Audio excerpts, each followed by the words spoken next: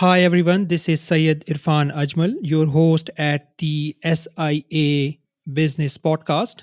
Our guest today is Jason Forrest. He is the CEO of Forrest Performance Group. It is a leadership and sales training company which was named as one of America's best workplaces for 2017 by none other than Inc. magazine. Jason is also an award winning speaker and published author. He has, in fact, written quite a few books. He is also a certified NLP Master Practitioner, and he is on a mission to convince every person that they are enough, that they are talented, that they have everything they need to become successful. He does so by reprogramming their mindset so as to remove any mental blocks or mental leashes, as Jason likes to call them. So, any kind of mental blocks, any kind of programming which is holding those people back from becoming a better version of themselves. While studying Jason's profile online, I checked out some of his previous podcast interviews and training videos, and I can assure our listeners that Jason's bold, unorthodox, and game changing mental toughness strategies will surely leave an impact on you, and they are going to impact your future growth and success. Jason's most recent book, The Mindset of a Sales Warrior, contains 42 strategies that unleash human performance through transformational mental models. Last but not least, Jason has also built quite a bit of a following over social media, and he has over 1 million followers on Facebook. So let's talk to Jason and discuss sales, mindset, training, writing, and more. Jason, welcome to the show. Thank you. I look forward to having a conversation with you. Same here. So tell me a bit about yourself, Jason. I mean, why sales? As you often mention in your interviews and videos, it's unfortunately not the first choice of almost anyone. So why sales?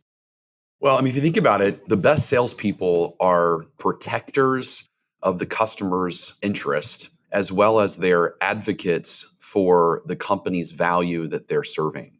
And so, there are really two problems in business. There are sales problems and there are all the other problems. And the biggest complaint that you hear from any entrepreneur, any business owner, I don't care how big or small you are, is that they need more profitable sales. Yeah. They need people to see the value in the product or service that they're presenting, and they need more people to choose it, to buy it. So to me, sales is everything. It's the lifeblood of the world. And so the problem is that sales has always gotten a bad rap. But that's just because people aren't taught how to do it nobly. They're not taught how to do it ethically or with integrity or honestly. And at the same time, more people will have a sales job in their life than any other single job. So more people will have a sales job, but yet less than 3% of colleges teach people how to sell successfully. So, to me, there's this kind of perfect storm for, no wonder why the consumer has a negative connotation around salespeople, because we're not putting the education towards it.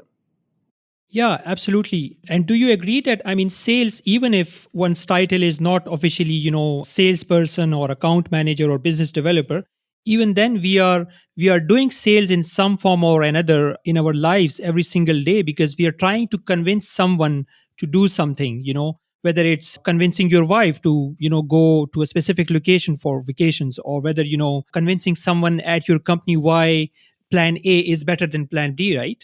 That's correct. Everyone is in sales. Your kids are always trying to sell you on their ideas. A teacher is trying to sell a student on their ideas. A leader is trying to sell their employees on an idea. Everyone is in sales in some form or fashion, because our definition of selling is to give certainty plus education with rapport. Well, rapport is just being on the same page with someone. So knowing what specifically is their outcome, what is their goals, what are they trying to move towards. So what life improvement are they wanting to move towards? What pain are they trying to move away from? And then certainty is just giving people, that emotional feeling of safety and security that whatever you're selling is going to benefit them and help them achieve their goal. And then education is just the evidence to back up your claim. And so, everyone needs that. Everyone's trying to find certainty. Everyone needs education to back it up. And we just have to, again, learn how to do it with a noble fashion. Right, right. And I do agree that sales has unfortunately been getting a lot of bad rep over the years or even decades. One of my first jobs was actually in sales, and I was a corporate sales executive, and I could not do it for longer than 6 months. This was way back when I just graduated in Sweden. And I think the kind of sales, the reason I'm telling you this is that I just wonder if you think that the kind of sales we were doing were the right kind or not, because I was not happy with that. I do think that I also had my own problems, like not having enough confidence and, telling myself false stories and all that, which I think you talk about in your book and your trainings and everything. But, like, to be very honest, we would be trying to deceive the gatekeepers of, top CEOs and marketing, VPs and all that of Fortune 1000 companies. We would, tell them some kind of a story so as to get the phone number of the top guys, and then we will go on that call. And another thing that we would do is that, we would always be told to apply urgency, and that seemed very fake, because if we were selling, like a corporate hospitality package for like a football tournament which was, 1 year away, and we kind of knew that this is fake. I mean, we actually knew that this is fake because, we would be asked to tell that, oh, just 10 packages are remaining and all that, and you have to sign up by the end of the day today. So, that's, I think the reason I'm telling you is that I think that's where many people get this negative opinion about sales. Yeah, you're correct on that. And look, I don't know exactly how you guys were trained to do it, but Hmm. the difference between persuasion and manipulation is intent. Hmm. And so what's tough for people is that the same techniques that a person would use to sell someone or persuade someone to do something that would benefit them and benefit their company, are the Hmm. same techniques that someone would use to manipulate someone. The techniques Hmm. are the Yeah. same. The difference is the intent. And so, Intent. if Right. if your if your companies, if you were told to do something before you really understood the customer's mission, what they were trying to accomplish, what goals they had, what pain they were trying to move away from, and it was say anything you can possibly say to them, even if you're lying to them, then obviously there's a manipulative quality to that. Yeah. And so that's the tough part. But as far as giving them urgency, and those are all good things as long Hmm. as it's done with a positive intent. So, I mean, is there a fair and authentic way of applying urgency without coming up with false numbers or, wrong claims or something? Well, it would be just everything you just said, just don't make it false, right? So, meaning that if you're going to tell someone, just be ethical about it and be honest and be truthful and be transparent. I mean, that's what people are looking for. So, the first book I wrote was called Creating Urgency in a Yeah. Non-Urgent Housing Market. This was back in 2008 when the housing market was an all-time low, and it was a best-selling book at that time because people, all the urgency came out of the housing market because prices were low and everything, there's so much uncertainty in the marketplace. And so the whole concept of the book was true urgency is emotional. It's the desire to improve one's life. And people will do anything to improve their life. And it doesn't matter how bad the economy is or how much uncertainty is out there. As long as they believe their life will be better off, they'll do something about it. Now, but I'm presupposing right now that people are going to be honest and truthful with their claims. Yeah. And Yeah. so it's Absolutely. so I mean that's the difference Yeah. is that urgency again is all about getting people to believe that their life will be better if they make this decision. If they do this, something will change in their life for the better.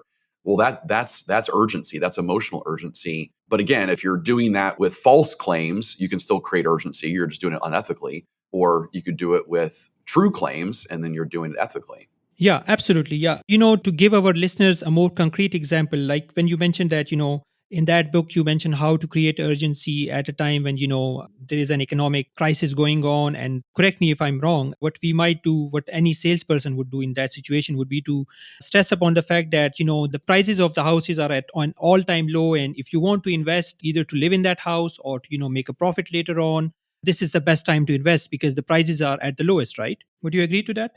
That's correct. That's 100% correct. So that, that's obviously giving people a true claim and showing them the evidence, to back it up. I mean, for example, you're absolutely right. I mean, the true urgency in that case is that, you get to buy a house at an all-time low. And if your goal is to improve your life, then there's no better time to improve your life than right now. And at the same time, not only do you get to improve your life, you get to improve that life at a discount. mean, that's a great deal. I mean, Yeah. that would be better than buying the house today, because today that same house is, probably 50 to 100% more expensive in some markets than it was back in 2008. So Yeah. that's the Yeah. difference. But again, when it's all said and done, though, people will not procrastinate on life improvement. And that's just human nature. In the book, I talk about the idea of the 6 human needs psychology. And, people always have these basic needs of certainty, variety, which is fun and Hmm. change. People need significance to feel important. They need love and connection to feel like they're connected to something bigger than themselves or family. They need to feel growth, that they're improving, and they need to have contribution, they're making a difference in the world. And so, whenever you're working with a customer, the question is again, what certainty, variety, significance, love and connection, growth and contribution are they trying to move towards? What do they need right now that they currently don't have? And then what you would want to do is just become the missing need. So you'd want to show how your product and service can give them that certainty, variety, significance, love and connection, growth and contribution that they currently don't have in their product and service. And if you can do that, then why would they not buy immediately? So that's urgency. Again, I'm presupposing though that everyone on the podcast right now would do that with integrity and with ethics and Yeah. high Yeah. moral standards. Yeah, I mean, absolutely. The reason I asked some of those more, sensitive questions was just to make sure that any listeners who are on the call and, maybe are thinking, okay, why am I listening to a sales related episode, will continue to stay on this call and, find out why this is important. What do you think about the kind of people who becomes ideal salespersons? I know that you have conducted probably, hundreds or even more trainings over the years in all of America for salespeople of different organizations. So what kind of personality traits does great salesmen have or saleswomen? Well, what's interesting is I don't look at personality as much as I look at behavior. And so the problem with personality and all the personality assessments out there is it takes too big of a leap to show people's accuracy in sales. So, for example, the old school belief system was if someone is extroverted or outgoing, then therefore they would be successful in sales. And that's just Hmm. not really true. That's taken a huge leap. That it just because I'm outgoing means that I will also do the necessary work in order to make the sales calls, in order to say the right things to the customer in the right order, and have emotional intelligence. I mean, it's just too big of a leap. And so what I look for instead is whenever I'm looking for a salesperson or training salespeople, the thing that separates the top from everyone else is, number one, do they have clear goal clarity?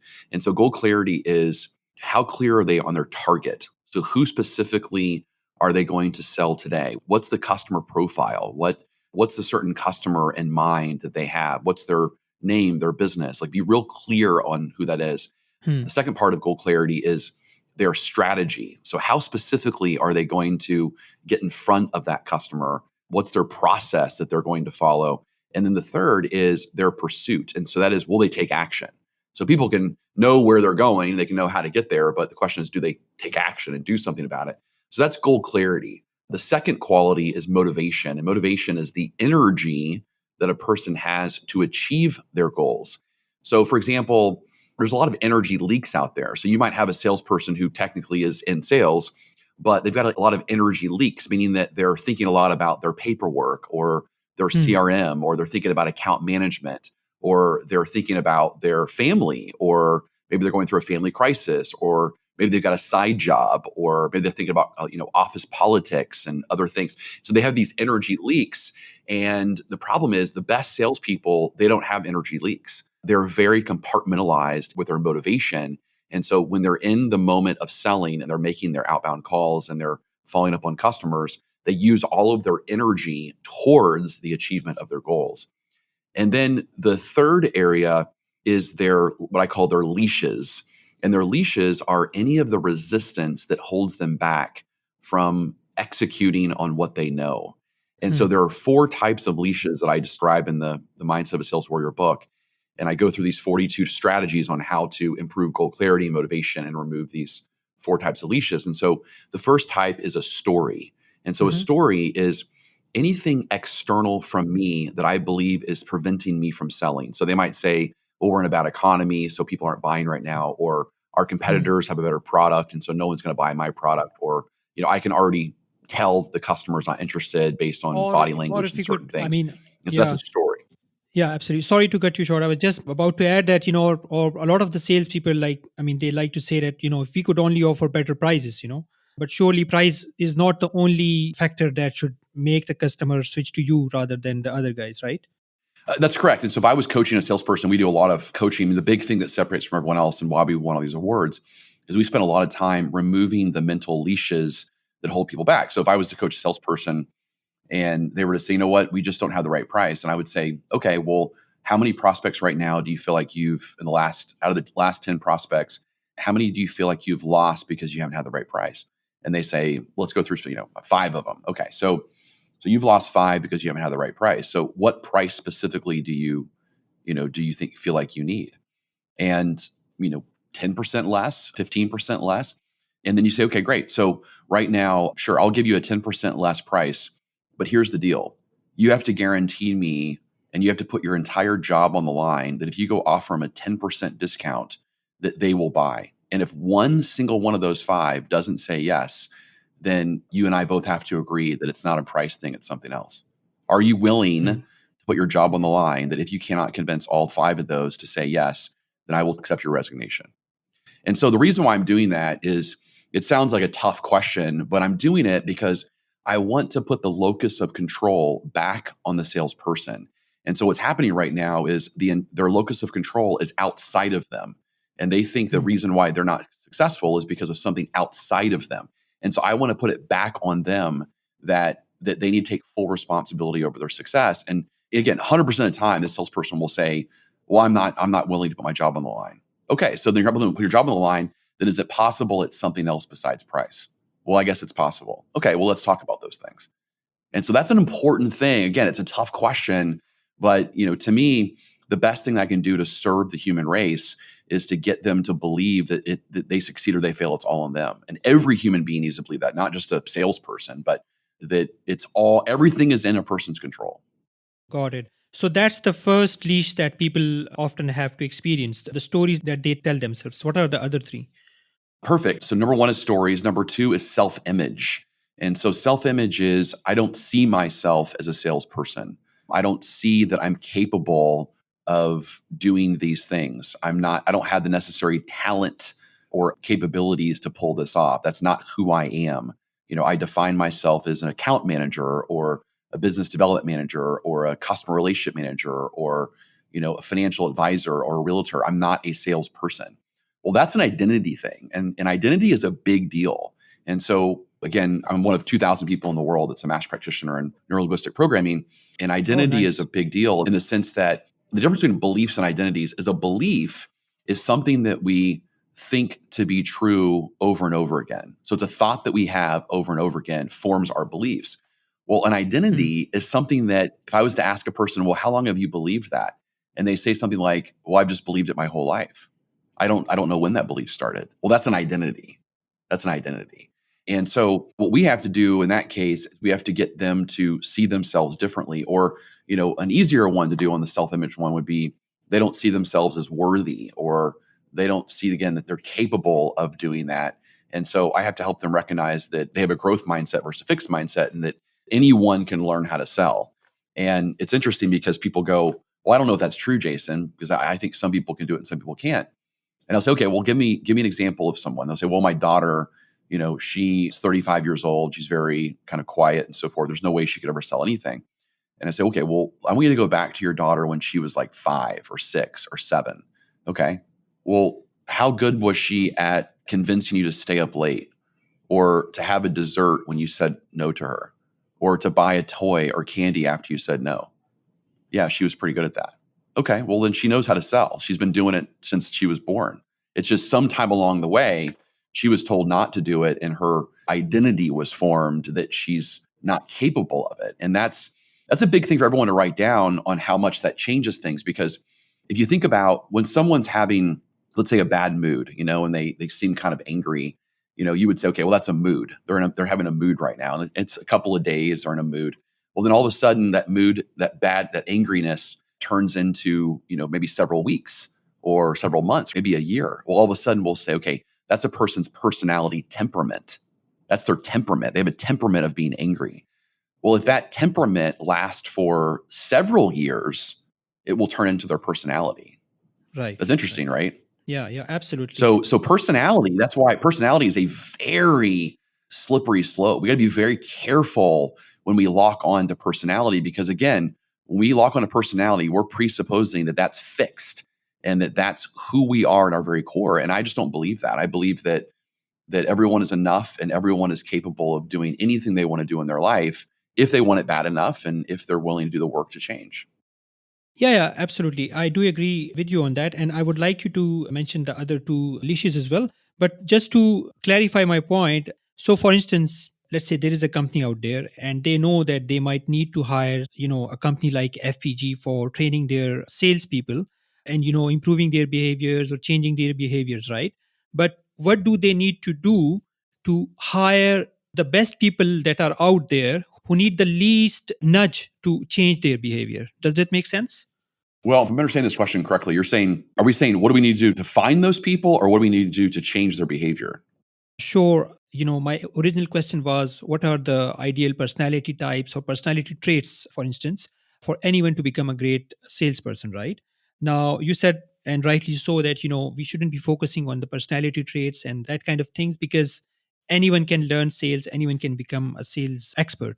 But what I'm saying is that, for instance, if I want to work with FPG, right, to improve the sales performance of our sales team, what kind of people should I hire so that it's easier to get them changed through a company like FPG? So again, so the people you need to hire are people who are highly goal oriented, Hmm. highly motivated, Got it. and unleashed. And I would also say procedural based. Hmm. So those would be the four qualities that I would look for. So if you look at going back to the four types of leashes, so again, you have story, self-image. The third one is a reluctance. And a reluctance is nothing more than a fear. And we have an assessment that we can offer people to figure out their levels of reluctance. There's 16 different types of reluctances: stage fright, Hmm. asking for the person to purchase, taking control of the sale, selling to upmarket clientele like the C-suite, friends and family selling. There's different reluctances that people have.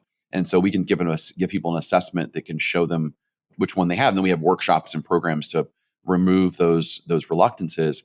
And then the fourth type of leash is a rule. And a rule is anything I need to see, feel, or hear that gives myself permission to engage and to move forward. So for example, this is really outdated and it's really horrible that people are taught this stuff, but they're taught stuff like look for buying signals. So for example, if a person is smiling, they must be interested. If they're asking questions, they must be interested.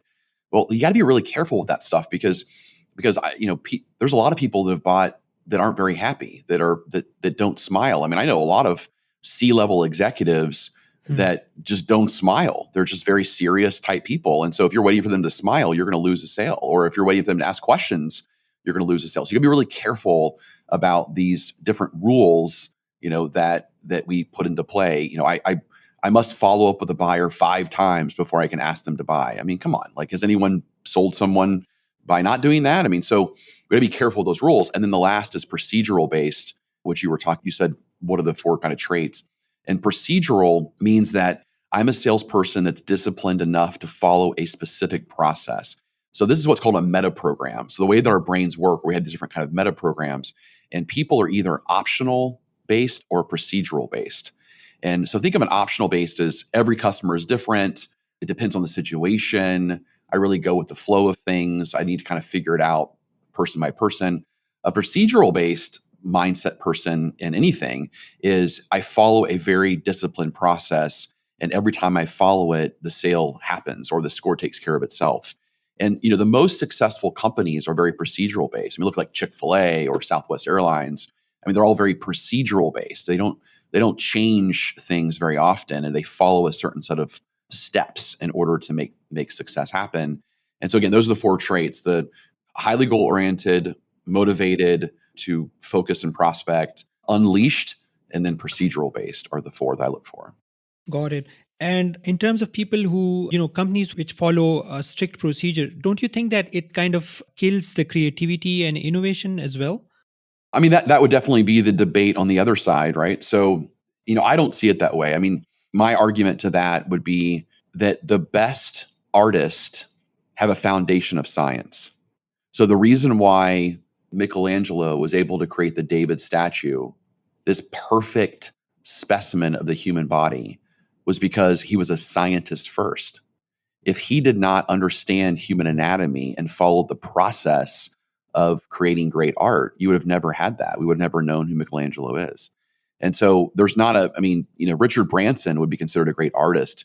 Elon Musk would be considered a great artist, but they're scientists first. And so my opinion is I think great creativity comes from a foundation of great science.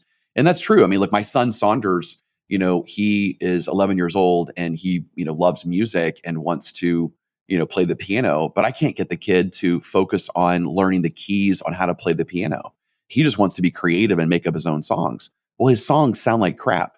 Well, that's because he won't learn how to play the piano. He won't learn the keys and what music is supposed to sound like. Well, once he learns that, or if he has the motivation to do that, well, then he can be liberated to create his own art. But you can't create your own art until you have a foundation of great structure and science. Yeah, that is an excellent example because I mean, it's like knowing the rules and having that foundation before you go on to try something which may, sound crazy or, which is kind of innovative or unorthodox, right? Well, and to further provide evidence for that, you know that over 90% of all businesses, all entrepreneurs are artists more than integrators. But the reason why majority of those businesses do not make it to $1 million a year business or higher is because they don't have an integrator. They don't relinquish the control to an operations person to create systems and processes to scale their art. And so, I mean, that it's an interesting thing. Majority of business owners would be more on the artist side, but the reason why majority of businesses fail is because they don't create procedures to scale their art. That's a very interesting statistic, and we at our agency have been focusing more on the processes side. I've yet to found an integrator, but I have been following the traction books model, the entrepreneurial operating system. Have you heard of it?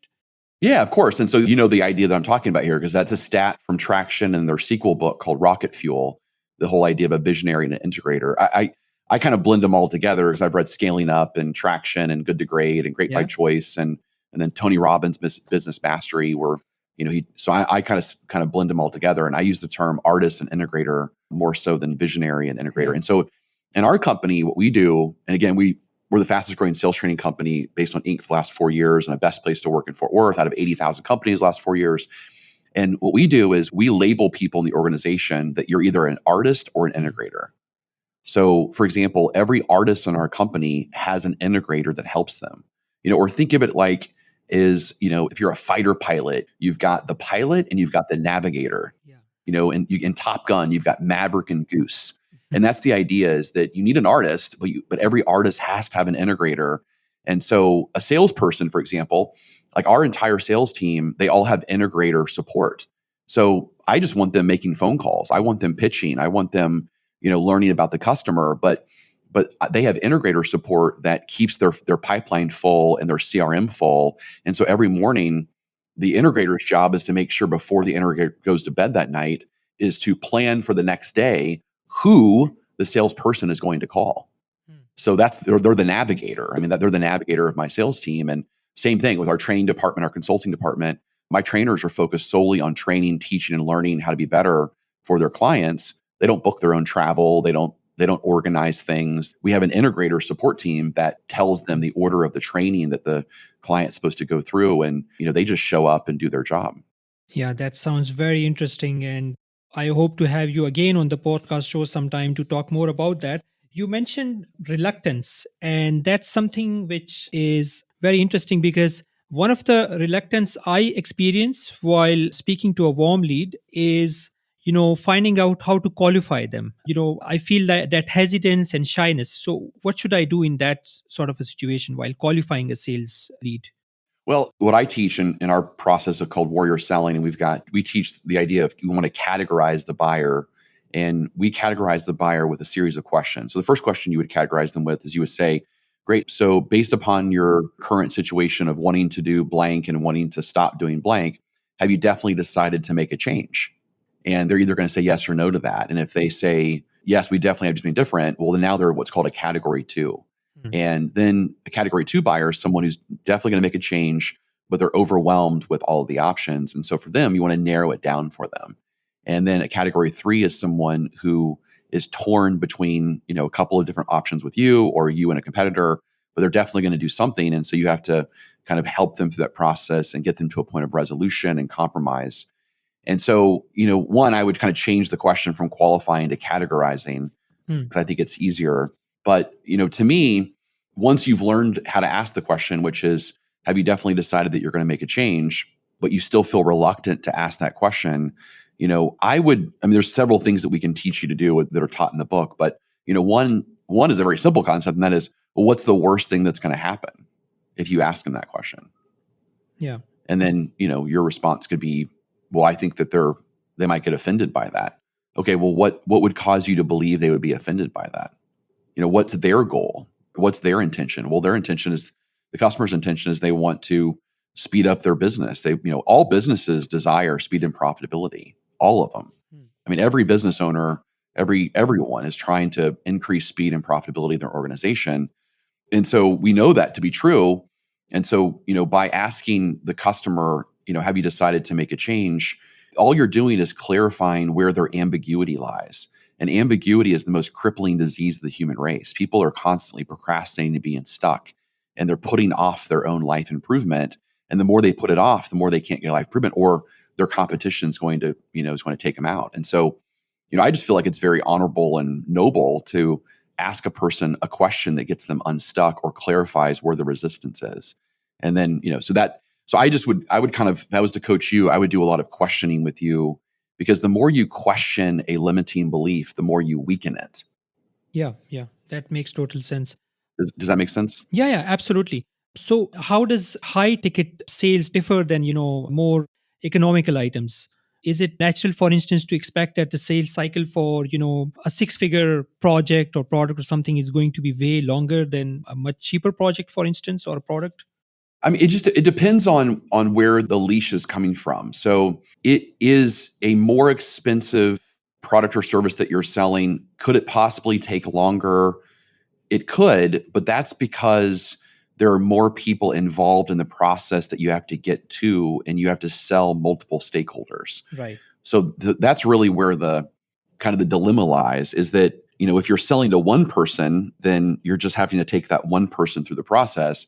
But if you're having to sell to a committee, or you're having to sell one to the, some sort of assistant that's getting information, you have to convince them and you have to get them on board. You have to categorize them, and then you get them to the point of getting you in front of the next person. And then you have to categorize that person. And so that's the only difference, is that it requires you to treat every person in front of you almost like a new sale. And that, by the way, is a huge thing I want everyone to pay attention to. The big mistake that a lot of salespeople make when they're doing the complex sale, selling to multiple stakeholders, is they go, you know what? If I can't talk to the one who can make a decision, I won't even try.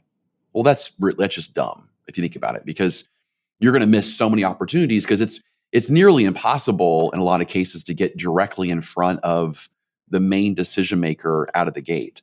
And so my whole thing is, whomever I can talk to is my customer. Whomever I can talk, I don't care if they're an entry level person that has zero authority whatsoever. They've got some sort of influence. Yeah. And so my job is to convince them that they're willing to put me in front of the next person in charge. And so I'm going to sell that person. I'm just going to keep selling up the chain of command until I can get to the one that can afford me. The last thing I'll say from an advice perspective on selling, even though this book is all about mindset here, so this is more, we have a different concept around process, but the other mistake people make when they're selling to businesses is you need to sell the most you can to the person in front of you. So for example, a lot of people have some, I don't know, several $100,000 product or service, but the person in front of you only has spending power, only has a budget, let's say that's $25,000 without any other approval. They can spend 25 grand, that's it. Right. Well, you come in guns blazing with a $200,000 product or service. Well, you got to get through several layers before you can sell them anything. And so by the time you get to the final person that can decide that, people could be turned over. You could have lost the person in front of you versus if you sell to the person in front of you, then now you're inside the company. Right. You sell them something Yeah. inside. Yeah. Well, now you're inside the company. Well, now you're a vendor. Now you've got, an account inside of them. And then you can, of course, upsell to higher levels. So that's a big tip that I would recommend that people Yeah. make mistakes. They just sell the most you can to the person in front of you. Yeah, that's an excellent tip. So, like, not focusing on just the biggest or the most premium service or product, but also having upsell, downsell, cross sell options, right? Correct. Yeah. So again, it's about finding out, after you have rapport with them and understand what their goals are, you need to at some point find out what spending authority do they have. So what spending authority do they have? Yeah. And every employee has a certain spending authority level without running it by someone else. And you really just got to look at it as, well, I need to do my best to tailor a product or service to their spending level. And if I can get them to use that budget today without having to get prior approval, then now I'm in the company and now I can do anything after that. So that's a big thing. And for everyone listening right now, the Mindset of a Sales Warrior book, we are offering it for free. All people have to do is pay shipping and handling. So if they go to warriormindsetbook.com, then they can get the book for free. We'll send it to them immediately, then get access to the ebook. They just have to pay shipping and handling, which is like $10 or less. But then on top of that, there's all kinds of other offers in there, like an audiobook and meditations and hypnosis. There's a leash assessment. There's all kinds of coaching that I do. There's all kinds of things they can also get in there as well. That's awesome. In terms of training, I hope you still have a few minutes because I do have a few more questions. Is that okay? Yeah, as long as you want to talk. Sounds good. So regarding your, the trainings that you guys offer, is it like an event-based thing where, people come and they, attend a 2-day event and then, they go back to their lives where, everything is still the same and then they go back to doing things the way they're used to doing? That's a great question. So when I started my company 9 years ago, what I did is I looked up the definition of training. And I was a corporate trainer before that. And the definition of training is to change behavior. And I couldn't find one single example of a training company that had evidence that they could change behavior. But there are hundreds of thousands of individual human beings out there that call themselves trainers, and thousands of companies that call themselves training companies. And so what I decided to do was figure out, how do you change behavior? Well, the previous book that I wrote is called WTF, which stands for Why Training Fails. And it's 164 billion is spent every year on training, but 70% fails to reach its ROI. And so I wrote a book on how we became in the 30% and how we've sustained that. And so one of the key factors is learning is a through time process. Important thing people to write down: learning is a through time process. So for example, if you were to go to that 1-day event, well, within a couple of days, you're going to forget everything that you've just learned.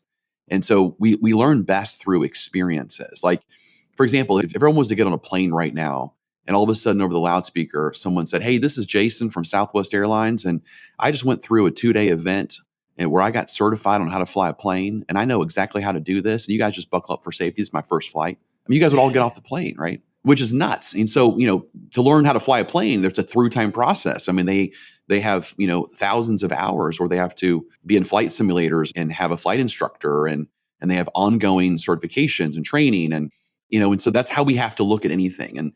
And specifically, I focus on sales and I focus on leadership. We've got several programs on executive leadership and coaching and managing, but everything we do is a program-based approach, not an event-based approach. We will not take on a client if they hire us for events. We'll do a event to get them to understand what we're doing and to see the value in it, but we don't have any event-based clients. We only have program-based clients. So how does the programs look like? I mean, is it all taking place in a physical location? Is it like, video lectures or webinars? Sure. So the combination is, number one, there's assessments. So we always need to kind of assess where we are and our mindset and our behaviors and our beliefs. And so that's number one, is assessments. Number two is there is some sort of seminar or event, workshops that kick off the ideas. Got it. Then number three is that they watch a video every week that takes the learning and chunks it down into something specific and behavioral that they can do, that weekly basis. And they practice that internally. They're coached on it by their manager. And then they get on a Zoom call where they can practice it and specifically talk about real life situations. So what's different about us is that if you were to get on one of our follow-up Zoom calls, it's not just talking in theory about, hey, what'd you get out of the lesson? What do you think about it? We don't do that. What we do is let's talk specifically about a customer that you're working, and let's talk about how to apply this technique, and let's get you prepared. So when you call the customer up, you know exactly how to move the sale forward. So Mhm. ours is very tactical and it's very specific. And so because of that, we have clients like yesterday, I was talking to a client that their sales are up 35% year over year in a very down market in their industry. And they're in big commercial, $250,000 commercial machines and with less people. Mm. And he told me that my company only spends a couple hours a week with their sales team, but he said he would double it because where most people think it's a waste of their time to be on a training call, he said every time my salespeople are on those calls with your training team, our sales immediately move forward. Like we get immediate success off of those calls on a weekly basis, which is what people are paying for, right? They're not paying Yeah. for a book study, they're paying to improve. Right, right. That's very good. So, what are some key tools that you and your team use during workshops or seminars or do Zoom calls to, keep everyone entertained and engaged? You did mention, about talking about, like, I guess it's kind of role playing that you mentioned that, okay, let's practice this sales problem that you have. How are you going to speak to them? But is there anything else that you guys do? Well, I mean, so the big thing that we like to describe ourselves as, we are a how based training company, not a what and why based training company. So, for example, here's a cool thing for everyone to think about is when you were a kid, how many times did your parents or teachers tell you to, hey, focus more, concentrate more, pay attention? I mean, all the time, parents are telling that to their kids. But then you ask the same audience, how often did your teachers or parents tell you how to focus, how to concentrate, how? They never. Yeah. Well, the same thing goes with most training companies and most managers. And if we ask a manager, how often do you tell your salespeople that they've got to sell more all the time? How often do you tell them they should ask better questions? Sorry, understand the customer's needs all the time. How often do you tell them to, hey, sell value all the time? How often do you tell them to, did you ask the person to buy? I need you to close more all the time. Well, when was the last time you told them how to do that? Yeah. Yeah. And this also, Crickets.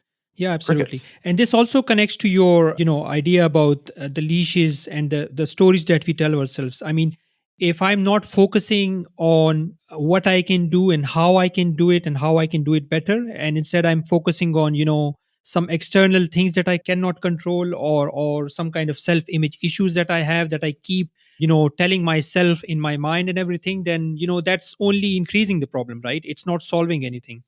That's correct. Yeah, that's correct. So what you have to do though is, again, the formula that we created, that's a very trademark formula now, is performance equals knowledge minus leashes. And so performance is what a person does, that's their performance. Knowledge is what they've been asked to do or taught to do. And a leash is anything that's preventing them from doing it. So let's say we teach a salesperson, hey, you need to, so first you got to give them the knowledge. So we teach them, hey, ask the customer what's holding them back from choosing you. Great question. You learn a lot of information from it. You figure out where their ambiguity lies. Therefore, you can handle the concerns, give them certainty, and move the sale forward. Okay, so I get it. Pretty simple question. What's stopping you from asking that question? That's a great coaching question. What's stopping you from asking that question?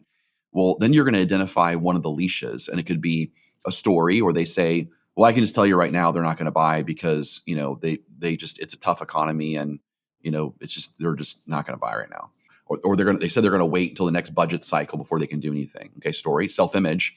I don't know. I just don't feel like asking that question. I don't feel like it's really kind of the kind of question I feel comfortable asking. It doesn't feel authentic to me. That would be self-image. A reluctance would be, I feel like I'm going to come across too pushy and too Mhm. salesy if I ask that question. So I'm just not going to ask it. Or it could be a rule. And that is, well, I feel like I need to earn the right to ask that question. And I really need to, spend more time with them.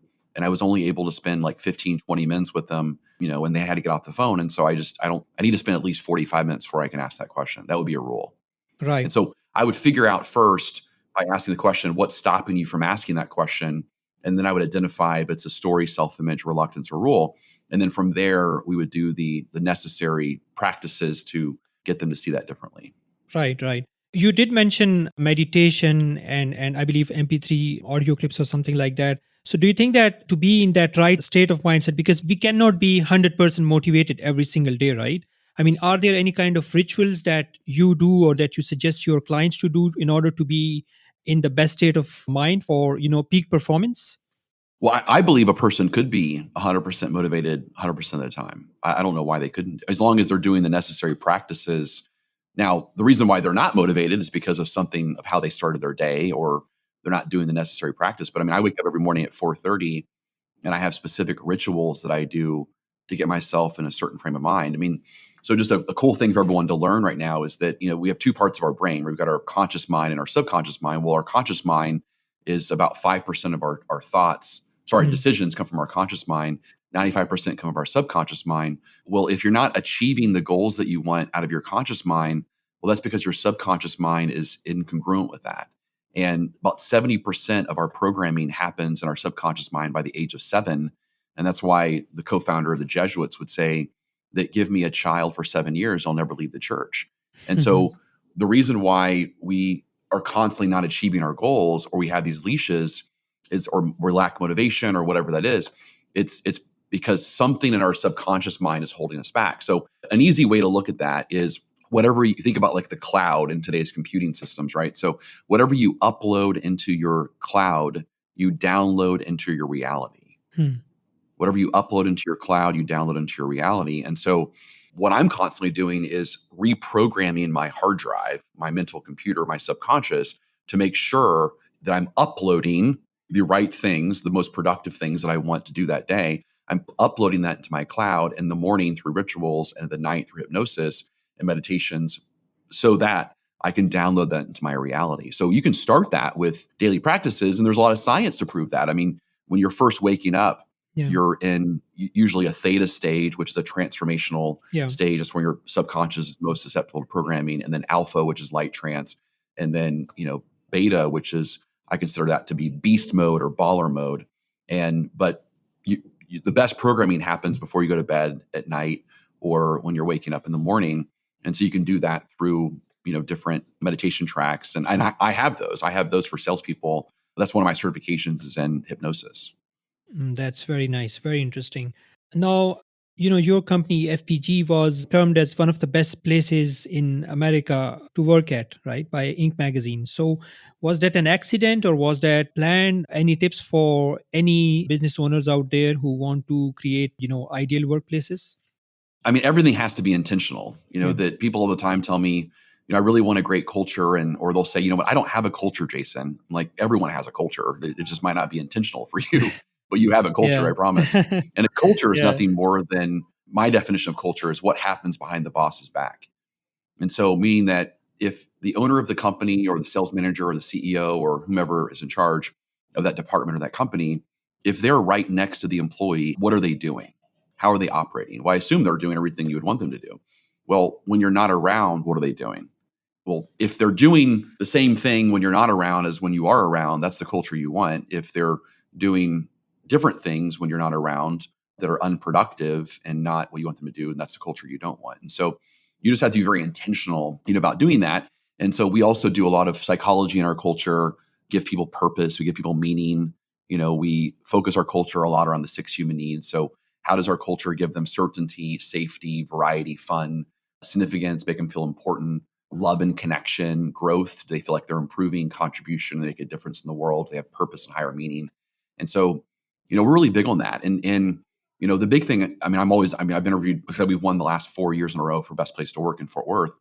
And people always ask me, like, yeah. So they ask me a lot, about this concept. And I just tell people, look, the first thing is, we're a best place to work for people who want to be a part of our culture. So we hire, we're very transparent with the kind of culture we have, and we hire for that. At the same time, we're very clear for people, very clear that if you are detracting from this culture and you don't want to be a part of this culture, then we don't want you here either.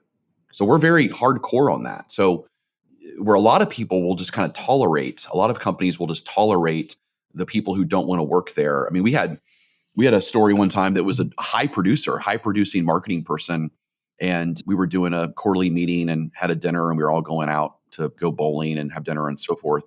And she was overheard by one of her peers telling her husband that she has to go to this dumb company party and outing tonight. Well, her peers came to the president of the company, Mary Marshall, ratted her out and said, here's what she said. And immediately she was brought into Mary's office, and Mary let her go. that day. She was a high producer too, but we said, we don't care. You will not be a virus in our culture. And I don't care how successful you are in this place. We're looking for successful, doing the right things and wanting to be a part of this place. And that's, look, we spend majority of our life with people at work, Yeah. And so that's the reason why I created a culture like this is I spend more time with these people than I do my friends, or my kids. And so I want to be around people that I want to be around. And I think most people want to have the same thing. Yeah, I mean, it shouldn't be a place which, the employees are afraid of going to or are not excited about, right? It should be something that they wake up in the morning, they say, okay, I have to go there and I have these, lovely friends or colleagues, and I'm going to be there and they will be supporting me and I'll be supporting them and we are going to do something great together. Yeah, correct. I mean, that's the whole idea is you want to have a culture where people want to be there versus have to be there. And again, we're very clear with that. We tell people all the time, if you do not want to be here, then that's okay. We want you to be transparent and honest with us, and we will give you grace and we will help you find a better job and we will refer you to a better fit that you would like to be a part of. Now, if you don't want to be here and it affects your work performance and it starts to show in your work performance, then you will be let go. But if you don't want to be here, go ahead and tell us as early as possible and we will do the right thing for you and we will help you find a better place to work. That seems quite fair. So, speaking about workplace culture, Jason, we are going to wrap this up in just a couple of minutes. But do you have any favorite books or podcasts or any other material on creating that excellent culture, the kind that you have and which has got you guys so much recognition for it? Man, that's a great question. There is one by Google's. Patrick, Yeah, go on. Sorry. those are all great. Definitely. I think the best thing to do is think about who are considered to be great cultures. Yeah. Google, the best places to work in America. And, I would check them out. 1-800-GOT-JUNK is a great culture, I've been told. Container Store is a great culture. Google supposedly is a great culture. Hmm. So I would check into them. Also the work by Patrick Lencioni, he's got a lot of books on culture. He's got one called The Advantage. We've got programs, and we've got a program called Executive Playbook that will measure the impact. It's an assessment. It's an amazing assessment. It won the most innovative leadership development program in the world by a Stevie Award last year. And it was where we will measure. We will make sure to include its link in the show notes as well. Yeah, perfect. Yeah. So it will measure the impact. It will measure the culture that you currently have. It'll measure the impact of your leadership team. And then it's a 15 lesson program that's done 2 lessons a month with assessments and workshops and so forth on working with the leaders to show them how to be better legacy-based leaders and to become leaders that people want to follow. And it's very evidence-based and it's very, tactical. Sounds good. And any books that you can suggest on the art of selling or, behavior change and having the right mindset? Well, that would be my book, The Mindset of a Sales Warrior. so what Absolutely. so what I did, just in case everyone wants to know, I kind of did the work for everyone. So when you read my book, in the book, I refer to Carol Dweck's work on growth mindset, which is a book. I refer to Daniel Coyle and the book Talent Code. There's so many books that I talk about, and when it comes to habits, and so I've read a ton of books on their philosophies on how to change behavior, and then I took those and I put them as individual strategies inside the book. So my book is kind of like an executive summary of about 100 other books on behavioral change. That's awesome. And I will definitely be ordering my copy pretty soon. This is it for today. Jason, thank you so much for being on this show. I know that I took a lot of your time, but I hope that you enjoyed this as much as I did. I'm sure that our listeners are going to learn so much about sales and mindset and everything else that you talked about. What's the best way for people to get in touch with you? The best way, again, is to go to either fpg.com. So FPG stands for Forrest Performance Group, and that's our training company. They definitely can get a hold of me there. Also, if they go to the warriormindsetbook.com is where they can get a copy of the book, or jasonforrest.ceo is my personal speaker page. But again, I really encourage everyone to check out the book, warriormindsetbook.com. And again, check out the meditations, the hypnosis, and I really do some cool stuff in there about getting inside of people's subconscious mind and helping them remove the leashes that are holding them back from earning what they're truly worth. And I've never met a single human being when I've asked them the question, are you earning what you're truly worth? Not one single person's ever told me, yep, I'm earning what I'm truly worth. Everyone's worth more. Everyone's capable of more. Absolutely. Thank you so much, Jason. And I look forward to having you on the show again. And I'll be reading the book very soon as well. Thanks, everyone.